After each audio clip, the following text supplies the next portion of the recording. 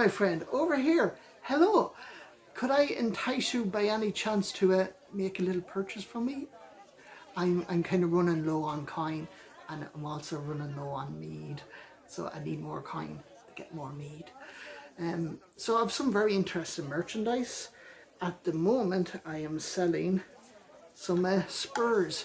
They're the latest technology from Normandy. Yes, by wearing one of these on your foot, you can get your horse up to about 6 yards an hour by sticking them in the side with it. And it is much more humane than what people do at the moment, which is use their swords to stick the horse in the side. So much better. I can see by your face that you're not really interested in stirrups, but I know you like stories, and I've got a good one. There's one I like to call The Tale of the Two Chieftains. In the year 867, there was two Viking chieftains. These were strong, hard men who were very well respected.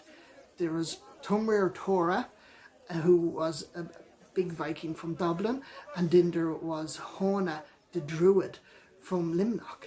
And Hona, being a druid, could practice black magic. Stave off the evil eye. Anyways, so at one stage, Tumwer and Hona decided to get together and do a little bit of raiding and that about the country of Ireland. So they decided to do a trip, and basically Tumwer went down to Hona, who was down in Limnock, and they got together, and them with their group of men decided to travel to Port Lorget, which is Waterford, which is another Viking Longford town. And so as they were travelling there, they had to travel through part of Munster, and two tribes in Munster decided they had enough of the Norsemen travelling through their territory, so they decided to attack them. So even though the two Viking chieftains were very strong and brave, they decided to leg it, and they basically hid within a stone fortification, an old fort.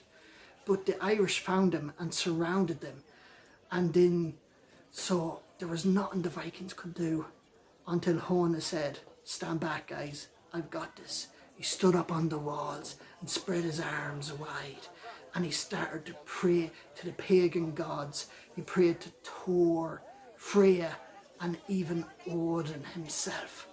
And he basically asked them to give them full protection. But then one of the Irishmen ran up with a stone and whacked him straight in the mouth, and all of Hona's teeth fell out. And he started spitting blood. So he turned around to his own men, and in a pained voice he said, "I'm going to die from this." And he fell backwards, dead.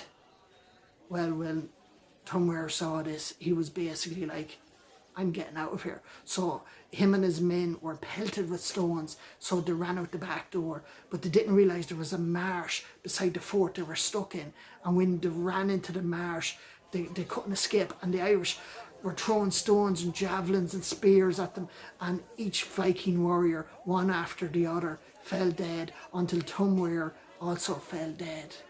Only two of their retainers escaped and managed to make it all the way to Port Lorget.